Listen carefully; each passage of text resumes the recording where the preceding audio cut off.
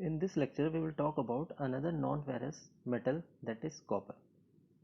तो हम इसमें कॉपर पढ़ेंगे, कॉपर के बारे में जानेंगे, कॉपर के यूजेस, कॉपर के प्रॉपर्टीज़ और उसके अलॉयज़ के बारे में जानेंगे। तो हम सबसे पहले देखते हैं कि कॉपर को एक्सट्रैक्ट किससे किया जाता है। सो copper is extracted from copper chloride which has a chemical formula CuFeS2। जो कॉपर होता है वो आपका नेटिव स्टेट में और कंबाइंड स्टेट दोनों में मिलता है, ठीक है। तो हम जो उसको एक्सट्रैक्ट करते हैं वो हम एक्सट्रैक्ट करते हैं कॉपर पायराइट से। अगर हम एक्सट्रैक्शन प्रोसेस की बात करें तो हम डिटेल में नहीं जाएंगे, ठीक है, क्योंकि as per hour course detail में हमें एक्सट्रैक्शन नहीं पढ़ना है। तो हम बस ये समझ लेते हैं कि कौन कौन से स्टेप्स इन्वॉल्व होते हैं during extraction of copper from its ore. तो there are 5 steps involve during the extraction of copper from its ore. First is concentration, और we can say that crushing and concentration.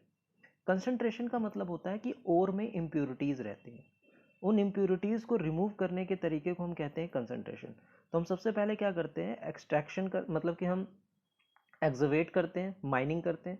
Mining से हमने copper ओर निकाल लिया, ठीक है। अब उसको क्रश करते हैं, फिर उसमें जो इम्प्योरिटीज़ प्रेजेंट है उसको रिमूव करते हैं, जिसको हम कहते हैं कंसंट्रेशन। और हम जो कॉपर पायराइट का कंसंट्रेशन करते हैं वो हम करते हैं फ्रॉथ फ्लोटेशन प्रोसेस से। ये सब आपने मेटलर्जी में पढ़ चुके हैं, ठीक है। तो अब यहाँ से हमको प्योर ओर मिल गया। अब प्योर ओर को हम क्या करते हैं, नेक्स्ट स्टेप है रोस्टिंग। अब हम क्या करते हैं, जो हमको प्योर ओर मिल रहा है यानी कि कॉपर पायराइट जो प्योर ओर मिल रहा है उसको अब हम हीट करेंगे in the presence of air in reverberatory furnace. In reverberatory furnace को हम फर्नेस में उस प्योर ओर को हम क्या करेंगे, हीट करेंगे, ठीक है, इन the presence of air below it's melting point. तो आपका क्या हो जाएगा, मॉइस्चर रिमूव हो जाएगा, ठीक है। अब नेक्स्ट स्टेप आता है स्मेल्टिंग। अब जो रोस्टेड ओर मिल रहा है हमको after the process of roasting, उसको हम ब्लास्ट फर्नेस में डालेंगे और उसमें मिला देंगे हम कोक एंड सैंड। सैंड का मतलब सिलिका, ठीक है, SiO2, ठीक है। तो हम रोस्टेड ओर में सैंड और सिलिका मिला, हम रोस्टेड ओर में कोक और सैंड मिला देंगे और उसको ब्लास्ट फर्नेस में डाल देंगे, ठीक है। फिर जब उसको वहाँ पे हीट करेंगे in the presence of air तो हमको मिल जाएगा मोल्टन मैट। मोल्टन मैट मिल जाएगा। Matte is basically a mixture of copper cuprous sulphide and iron sulphide, ठीक है। तो अब हमको स्मेल्टिंग के बाद क्या मिल गया, मोल्टन मैटे मिल गया। उसके बाद आता है बेस्मराइजेशन। बेस्मराइजेशन आता है, जो मोल्टन मैट मिल रहा है हमें स्मेल्टिंग के बाद, उसको हम बेस्मर कन्वर्टर में डाल देंगे, ठीक है। अब यहाँ पे जो भी इम्प्योरिटीज़ होंगी यानी जो सल्फर होगा, ठीक है, आर्सेनिक होगा, वो सब क्या होंगे, आपकी ऑक्सीजन से रिएक्ट अपनी ऑक्साइड फॉर्म में कन्वर्ट हो जाएंगे इन बेस्मर कन्वर्टर में, ठीक है।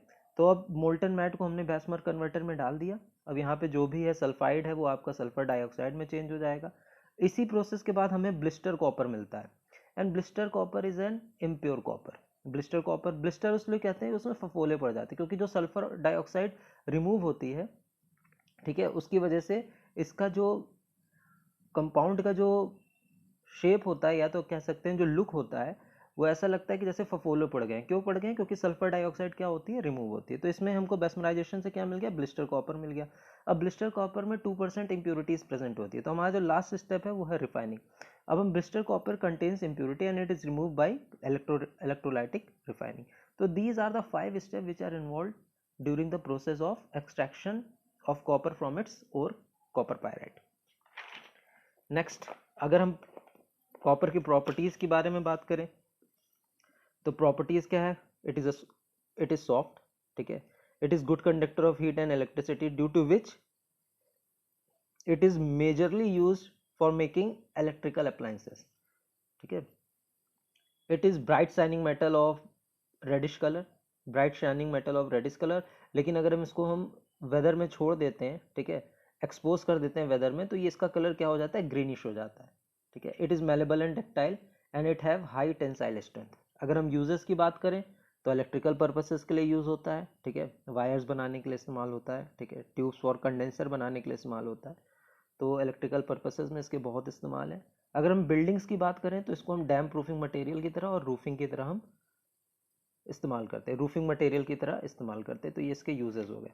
अब हम इसके एलॉयज़ की बात करें तो इसका सबसे कॉमनली एलॉय जो है वो है ब्रास, जो कि कॉपर या जिंक का एलॉय होता है। कॉपर जिसमें 60 से 90% होता है और जिंक 10 से 40% होता है। It is use for making artificial jewellery, it is use for making condenser tube etcetera. तो ब्रास किसका एलॉय है, कॉपर एंड जिंक का। कॉपर कितना होता है, 60 से 90%, जिंक कितना होता है 10 से 40%। और क्या एलॉय है, डेल्टा मेटल है। डेल्टा मेटल किसका एलॉय है, copper, zinc, iron and tin. Copper आपका 50 से 65% होता है, जिंक 50 से 30%, आयरन 0.1 से 5% और टिन होता है 0.1 से 1%। तो ये डेल्टा मेटल हो गया। और क्या एलॉय है, स्टेरो मेटल है। स्टेरो मेटल होता है alloy copper, zinc and iron का, ठीक है। जिंक 38% होता है और आयरन 1.5 से 2% और बाकी कॉपर होता है। It is use for making hydraulic cylinders, ठीक है। It is use for making hydraulic cylinder. Next alloy is bronze, ठीक है। ब्रोंज का हम जानते हैं मेडल्स भी बनते हैं। अगर हम ब्रोंज की बात करें तो bronze is an alloy of copper and tin with one और मोर एडिशनल मेटल, ठीक है। कॉपर और टिन का बेसिकली एलॉय होता है विद वन और मोर एडिशनल मेटल भी होते हैं। ब्रोंज आपके बेसिकली कॉइनेज ब्रोंज भी होता है, गन मेटल भी होता है। कॉइनेज ब्रोंज क्या होता है, 95% कॉपर और 5% tin. It is use for making coins, ठीक है। Coinage bronze 95% copper 5% tin, use for making coins. Gun metal, gun metal is an alloy of copper, tin and zinc. Copper 88%, tin 10% and zinc 2%। It is use for making walls and bearings. तो ये आपकी बात हो गई copper के extraction की, उसके uses की, उसकी प्रॉपर्टीज़ की और उसके एलॉयज़ की।